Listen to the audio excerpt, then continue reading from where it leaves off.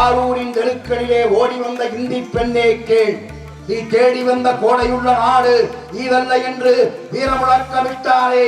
அந்த காலத்திலே இருந்து 65 ஆண்டு காலம் தமிழ்தான் என்னுடைய மூச்சு என்று வாழ்ந்து இன்றைக்கு மெரினா கடற்கரையிலே இன்றைக்கு காற்று வாங்கி கொண்டிருக்கிறாரே என்னுடைய ஆருயிர் தலைவன், தங்க தலைவன், தமிழ்நாட்டின் தன்மான தலைவன். வாழுகிற நேரங்களிலெல்லாம் தமிழ் தமிழ் தமிழ் என்று முழங்கினாரே, அந்த தலைவனுடைய வழிவந்தவர்கள் நாங்கள்.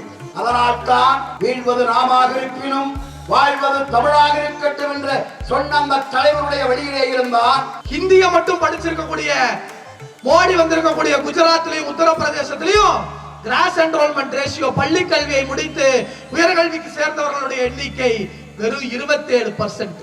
இன்னைக்கு 52% வச்சிருக்கிற எங்க கிட்ட நீ ஒரு பாடத்திட்டத்தை ஒரு மொழியை திணிக்க நினைக்கிற போது எனக்கு முன்பாக பேசிய அண்ணன் சம்பத் சொன்னார், மொழி போராட்ட வரலாறு என்பது திராவிட இயக்கத்தினுடைய அடிநாதத்தில் இருக்கிற வரலாறு.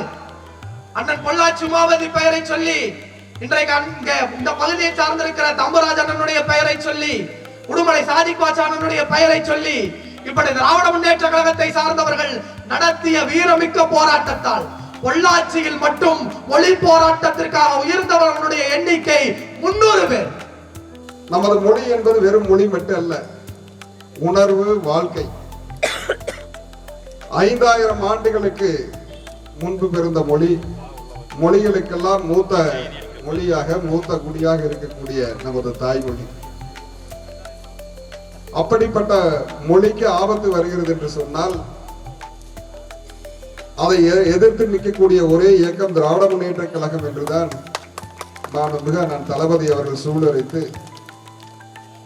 தமிழகம் முழுவதும் அதற்கு எதிராக கண்டன முழக்கங்களை இட்டு மும்மொழி கொள்கை தமிழ்நாட்டிலே ஏற்க மாட்டோம் என்று சூளுரைத்து 5000 கோடி மட்டுமல்ல 10,000 கோடி நிதியை நிறுத்தி வைத்திருந்தாலும் அதற்கு அடிபணிந்து நமது கல்வியிலே மொழி கொள்கை ஏற்க மாட்டோம் என்ற உறுதியோடு செயல்படக்கூடிய முதல்வராக நான் தளபதி அவர்கள் விளங்கி வருகின்றார்கள். இங்கிருந்து நாம் உத்தரப்பிரதேச வேலைக்கு போறோமா இல்ல பீகாருக்கு வேலைக்கு போறோமா?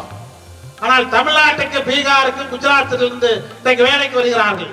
ஆனால் அந்த இடத்துக்கு தமிழ்நாட்டை இன்றைக்கு முதல் மாநிலமாக சிற்பியாக வடித்தெடுத்தவர் முத்தமிழறிஞர் கலைஞர் அவர்கள். அதற்கு பின் நமது தளபதி அவர்கள் இன்றைக்கு ஆட்சியை திறம்பட நடத்தி கொண்டிருக்கிறார்கள்.